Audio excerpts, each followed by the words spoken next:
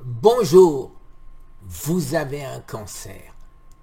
La première chose à faire, c'est d'arrêter de manger du sucre.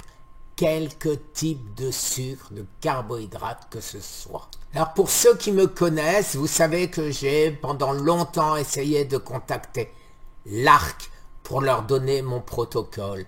Et ils semblent se réveiller. Risque de cancer, les taux se resserrent sur la consommation de sucre. Il n'aura fallu qu'un siècle à l'ARC pour se rendre compte de ceci. Vous le savez, Otto Warburg, prix Nobel 1931, et les recherches datent des années 1920 sur le sucre, et c'était la raison du prix Nobel d'Otto Warburg.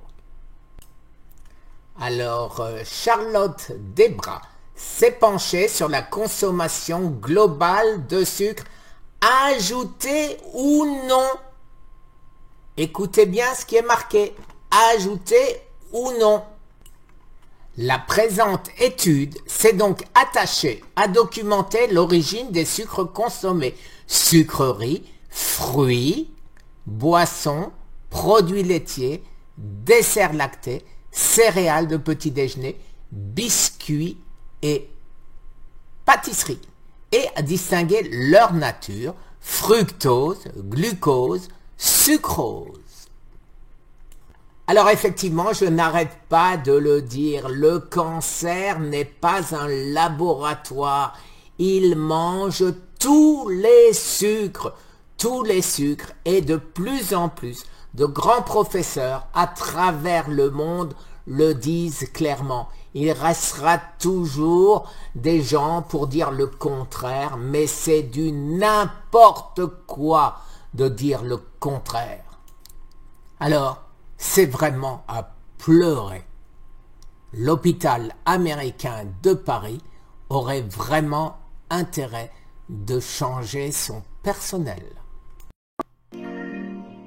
Dans mes consultations, j'entends souvent les patientes me parler du rapport entre le sucre et le cancer.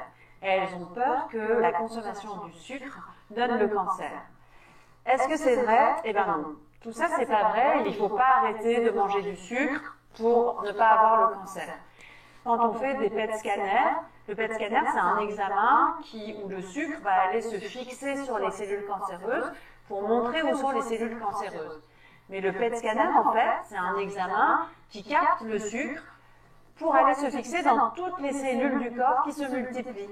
Et dans ces cellules du corps qui travaillent, qui se multiplient, il y a le cœur, il y a le cerveau, il y a les muscles, et puis il y a aussi les cellules cancéreuses. Parce que les cellules cancéreuses, c'est des cellules qui travaillent, qui sont actives, qui se multiplient et qui, bien sûr, consomment du sucre.